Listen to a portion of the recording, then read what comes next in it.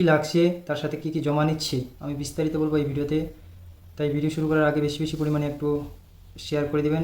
তো আপনারা যারা বাইরে থেকে শুনছেন যে এই অন্নপূর্ণা ভাণ্ডারে অনেকগুলো ডকুমেন্ট লাগে, এতগুলো ডকুমেন্ট কারো কারো নেই, হয়তো কেউ দিতে পারবে না জমা, এইগুলো ডাউট কিন্তু আপনাদের খুব সহজে আমি ক্লিয়ার করে দেবো আজকে। আপনারা যা শুনেছেন আমি বলবো যে গুজব শুনেছেন, কারণ এই অন্নপূর্ণা ভাণ্ডারে বেশি ডকুমেন্ট লাগে না। যেগুলো ডকুমেন্ট আছে আপনার, সেগুলো ডকুমেন্ট দিয়ে কিন্তু আপনি যদি ফিল আপ করেন তো আপনার অন্নপূর্ণা ভাণ্ডারের নামটি 100% সেখানে উঠে যাবে। এটি কিন্তু খুব সহজ ফর্ম, 13 পাতার ফর্ম আছে, এবং আমি যে হিসেবে আজকে আপনাদেরকে বুঝাবো সেই হিসেবে যদি বুঝেন তাহলে কিন্তু 10 মিনিটে আপনার ফ্যামিলিতে যদি কেউ পড়াশোনা করেছে এবং সে যদি লিখতে জানে তাহলে অবশ্যই আমার ভিডিও দেখে কিন্তু সেও কিন্তু খুব সহজেই ফর্মটি ভরতে পারবে। তবে ভিডিওটি আমি বড় করছি না, আমার হাতে যে ফর্মগুলো আছে এখানে 13 পাতার একটা ফর্ম অন্নপূর্ণা ভাণ্ডার, কারণ আজকে আমি এই ফর্মগুলো ভরে অনেক আইসিডিএস এবং হেল্পার ওয়ার্কার যারা ছিল তাদেরকে ভরে দিয়ে আমি জমা করতে দিয়েছিলাম, তারা জমা করেছে খুব সহজে, কিন্তু বেশি কিন্তু লাগে না এখানে। আর একটা ফর্মে কিন্তু ফ্যামিলি যদি 5 জন সদস্য এমন আছে যাদের বয়স 25+ হয়েছে বা লক্ষ্মীর ভাণ্ডার পাচ্ছিল সবাই, তারা কিন্তু যদি একজন আছেন তিনি যদি একজনই হন তাহলে কিন্তু 5 জনেরই একটাই ফর্ম লাগবে। এর বেশি ফর্ম লাগবে না যে 5 জন আছে ফ্যামিলি মেম্বার, 5 জনের 5টা ফর্ম লাগবে এমন না, একটা ফর্মে সবারই হয়ে যাবে। তো আপনাদেরকে আজকে আমি খুব সহজেই ভরে দেখাবো, এবং এটা যদি আপনি দেখেন তাহলে কিন্তু আপনি নিজেই ফর্মটি ভরতে পারবেন খুব সহজ পদ্ধতিতে। আর যতগুলো ডকুমেন্টের কথা শুনেছেন এতগুলো লাগে না, আজকে আমি দেখলাম এবং জমা করেছি, খুব সহজ পদ্ধতি এবং বেশি কিছু ডকুমেন্ট লাগছে না। তো চলুন ভিডিওটি শুরু করি, আপনাদেরকে আমি দেখাচ্ছি কীভাবে ভরতে হয়। তো এটা হচ্ছে পেজ নাম্বার 1, এখানে লেখা আছে পেজ নাম্বার 1-এ আমি বলবো প্রথমে যেটা আছে এখানে ফ্যামিলির যিনি হেড অফ, এখানে HOF আছে, হেড অফ ফ্যামিলি মানে ফ্যামিলির যিনি গার্জিয়ান তার কিন্তু নামটা হবে। তো এখানে বাবার নাম নাহলে স্বামীর নাম, এখানে বেশিরভাগ স্বামীর নাম হয় গার্জিয়ান হিসেবে, এটা নাম দিবেন। এটা স্বামীর ক্ষেত্রে তাদের যাদের ডকুমেন্ট সব কিছু স্বামীর নামে করা আছে তাদের ডকুমেন্টে, তার ক্ষেত্রে এটা হবে। যদি বাবার নামে আছে তাহলে অবশ্যই বাবার নাম দিবেন। আর এটা হচ্ছে জন্ম তারিখ, যিনি হেড অফ ফ্যামিলি তার, এই ছকটাই কিন্তু যিনি হেড অফ ফ্যামিলি আছে তার কিন্তু হবে। পরিবারের প্রধানের হেড অফ ফ্যামিলি মানে তিনি কি মেল না ফিমেল তার জেন্ডার এখানে আছে, তো অবশ্যই পুরুষ হলে পুরুষ দেবেন, মহিলা হলে মহিলা দেবেন। পরিবারের প্রধানের আধার নম্বরটা দিয়ে দিবেন, যেরকম করে আমি এখানে উদাহরণস্বরূপ দিয়েছি, এবং গুণচিহ্ন দিয়েছি। এর কারণ হচ্ছে ইউটিউব এবং ফেসবুকে এগুলো পরে ইস্যু আসে, তার জন্য আমি এরকম গুণচিহ্ন করে দিয়েছি। এখানে ডিজিটাল রেশন কার্ডের পারিবারিক আইডি যদি থাকে সেই আইডিটি এখানে দিতে হবে। পরিবারের সদস্য সংখ্যা আপনারা কয়জন সেটা এখানে বসাতে হবে, এবং ঠিকানাটি এখানে ভালোভাবে লিখে দিবেন। প্রথমে ভিলেজ লিখবেন, তারপর পোস্ট, তারপরে পুলিশ স্টেশন, তারপরে হচ্ছে পিন নাম্বার দিয়ে দিবেন, তারপরে হচ্ছে ডিস্ট্রিক্টটি নিচে দিয়ে দিবেন। তারপরে যোগাযোগের নাম্বার মানে এক কথা মোবাইল নম্বর লিঙ্ক আছে গার্জিয়ানের, সেই নম্বরটা এখানে বসিয়ে দেবেন ভালো করে। আর এবার হচ্ছে মেন বিষয়, এখানে যদি একটা ফ্যামিলির ধরে নিন যে একজন মহিলা এবং 3টা তার মেয়ে আছে, এক কথায় একজন মহিলার 3টা মেয়ে আছে, তবে ওই মহিলার প্রথমে হবে তার ওই মহিলার নাম, তারপরে হবে জন্ম তারিখ, তারপর হচ্ছে লিঙ্গ মানে জেন্ডার যেটা হবে ওটা দিয়ে দেবেন। তারপরে হচ্ছে এর সাথে হেড অফ ফ্যামিলির সাথে কী সম্পর্ক, তো অবশ্যই ওয়াইফই হবে প্রথমটা বেশিরভাগ, সেটা ওয়াইফ দিবেন। বা যদি মেয়ে হয় তাহলে কিন্তু ডটার দিবেন, অসুবিধা নেই। তারপরে আধার নাম্বার এখানে দিয়ে দেবেন। তারপর সদস্য সংখ্যা 2, আমি বলেছিলাম না যে একই ফর্মে 5 জনের অবধি ভরতে পারবেন যদি সবার বয়স 25+ হয়েছে বা এর আগে লক্ষ্মীর ভাণ্ডার পেয়ে আসছিল, এই একই ফর্মে কিন্তু 5 জনে ভরা যাবে। সদস্যের নাম মানে তার যে মেয়ে আছে ওনার মেয়ের নাম দিবেন, আমি ভরেছি, এটা আমার বোন হবে তার জন্য আমি বোনের নাম দিয়েছি, জন্ম তারিখ দিয়েছি, জেন্ডার ফিমেল দিয়েছি। তারপর হচ্ছে দ্বিতীয় পেজের এবারে কাজ। দ্বিতীয় পেজে এখানে আসবেন যে হেড অফ ফ্যামিলি যিনি আছেন, যিনি গার্জিয়ান, তার সাথে সম্পর্ক কি, অবশ্যই মেয়ে হলে মেয়ে, তো মেয়েই হবে, ডটার দিয়েছি আমি। তারপরে আধার নাম্বার এখানে দিয়ে দিবেন। তারপরে আমি এখানে গুণচিহ্ন বা ক্রস চিহ্ন দিয়েছি, কারণ এটা ইস্যু আসে ফেসবুকে তার জন্য। এবার সদস্য সংখ্যা 3, আবার যদি ওই হেড অফ ফ্যামিলি মানে যিনি গার্জিয়ান আছেন তার যদি আবার মেয়ে থাকে, সব ডকুমেন্ট যদি বাবার নামে থাকে, সব কিছু এখানে ডকুমেন্ট যদি থাকে তাহলে অবশ্যই বাবার নাম দিয়ে দিবেন। বাবার সাথে যার কী সম্পর্ক অবশ্যই দেবেন। সদস্য সংখ্যা 3 আছে এখানে।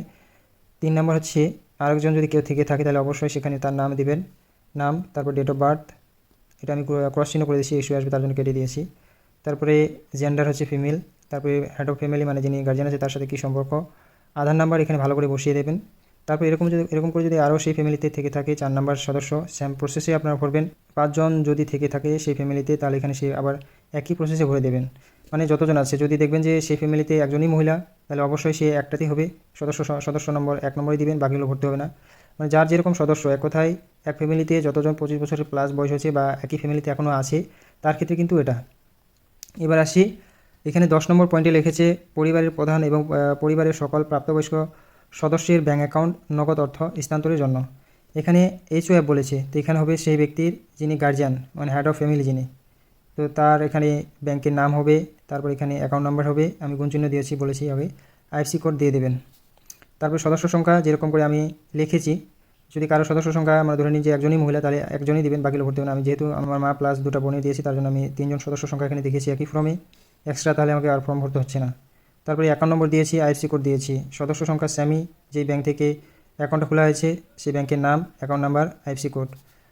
3 নাম্বার, যেহেতু আমি তিনজনের একসাথে ভরেছি, আবার এই ব্যাংকের নাম, অ্যাকাউন্ট নাম্বার, আইএফসি কোড। এরকম করে যদি আরও থাকে 4 নম্বর দিতে পারেন, আবার 5 নম্বরে দিতে পারেন সেম প্রসেসে। এটা হলো পেজ 2-এর। এরপর আসলো পেজ নম্বর 3। এখানে বলেছে হেড অফ ফ্যামিলি যিনি আছে ওনার এখানে এপিক নাম্বার হবে। তারপর হচ্ছে বিধানসভা, যেহেতু আমরা 28 নম্বর চোপড়া ব্লকের বা বিধানসভার অন্তরে পড়ি, সেখানে তার জন্য 28 চোপড়া বর্তমান দিয়েছি, এবং বর্তমান আমাদের পার্ট নাম্বার আছে 138, সেটা দিয়েছি।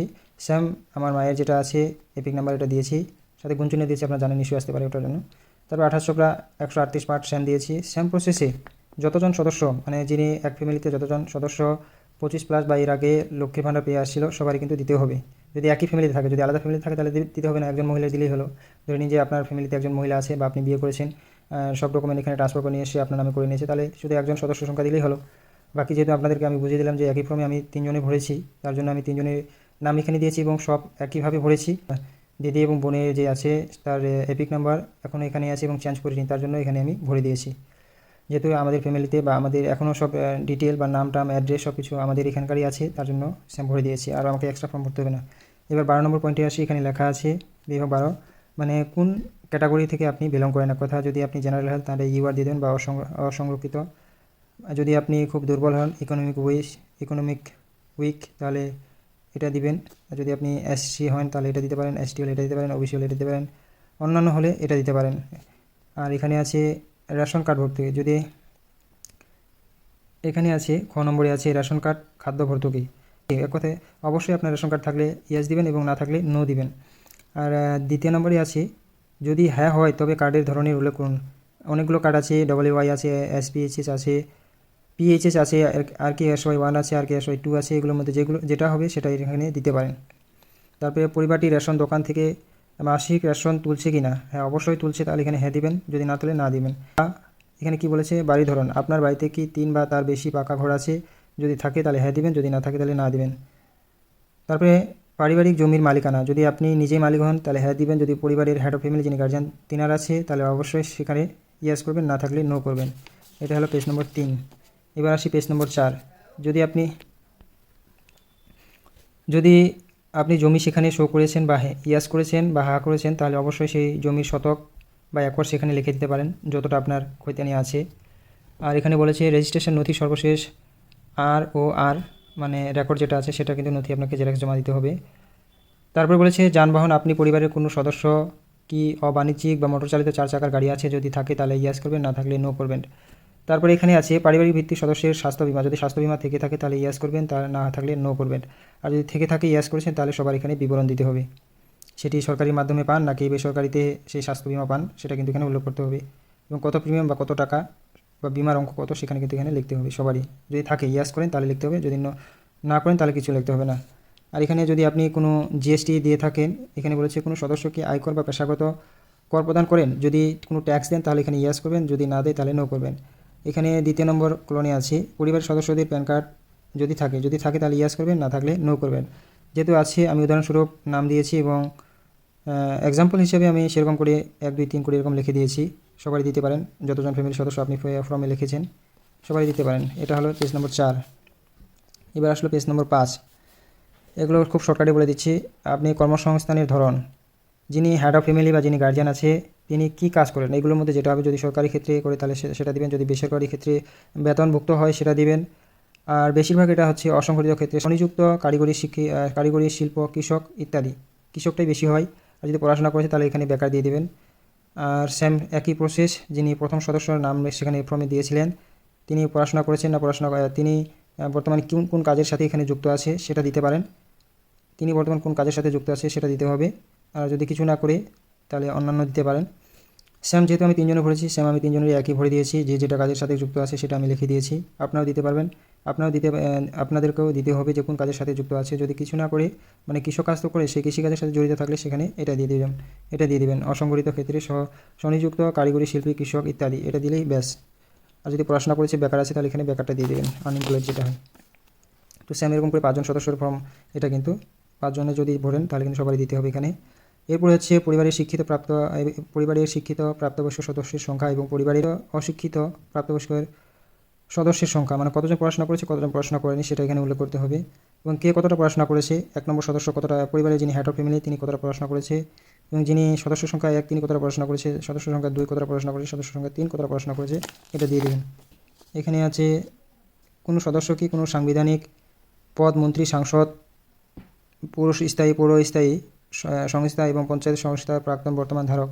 যদি ধরে নিন যে কোনো রাজনীতিক দিক থেকে তিনি কোনো পদের সাথে যুক্ত আছে তাহলে অবশ্যই ইয়াস করবেন, না করলে নাই।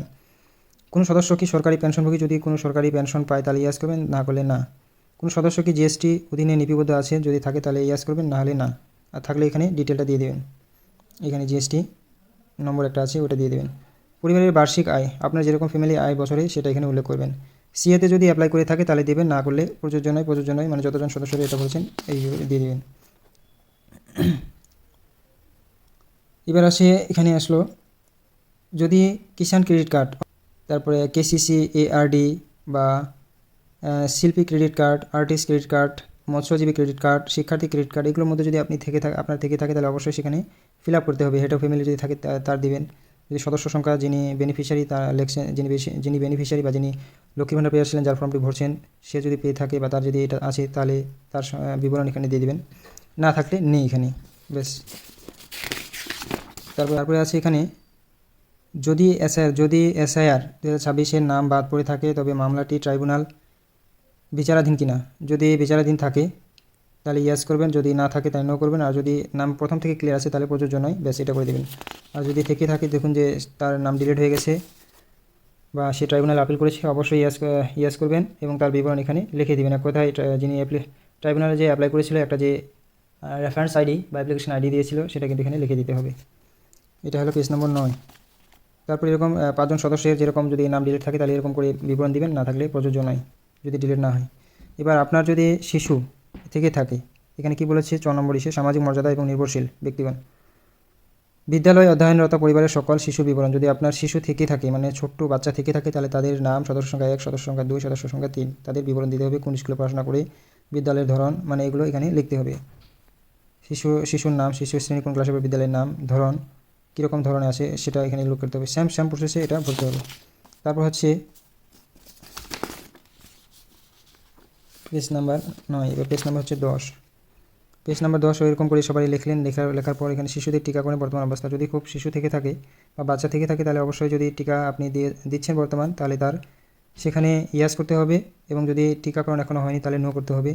এরকম করে কিন্তু এখানে লিখতে হবে। আর আরেকটি আছে আপনি কি কোনো সরকারি প্রকল্পের সুবিধা ডিবিটির মাধ্যমে পাচ্ছেন, যদি ডিবিটির মাধ্যমে পাচ্ছেন তাহলে এখানে ইয়াস করবেন, না করলে না। আর যদি পেয়ে থাকেন তাহলে সেই প্রকল্পের নাম এখানে দেবেন। এরকম করে এটা হেড অফ ফ্যামিলি হলো। তারপরে এক দুই করে আপনি কি সেটা রাখতে চান নাকি প্রত্যাহার করতে চান সেটা নো করে দেবেন, বেশিরভাগ নো করে দেবেন। তারপর হচ্ছে 12 নম্বর, ওই একই 5 জন এখান থেকে কমপ্লিট। তারপর এখানে বাদ দেওয়া হলে কারণ অফিসারের কৃতিত্ব পূরণীয়, যদি বাদ দেওয়া হয় তাহলে এখানে লিখতে হবে। আর এখানে সর্বশেষ আমি বলবো যে এখানে ঘোষণা সম্মত আপনি দিয়ে দিলেন, সেটা এখানে হয়ে গেল। 13 নম্বর পেজ, এখানে যিনি ফর্মটি অ্যাপ্লাই করছেন, যিনি বেনিফিশিয়ারি 1, ওনার কিন্তু এখানে সিগনেচার হবে। সিগনেচার হলে তারপর এটা অফিস ব্যবহারের জন্য যিনি জমা নেবেন ভালো করে ফিল আপ করে দেখে নেবেন। এবং আপনার ডকুমেন্ট কী কী লাগবে আমি বলছি এখন।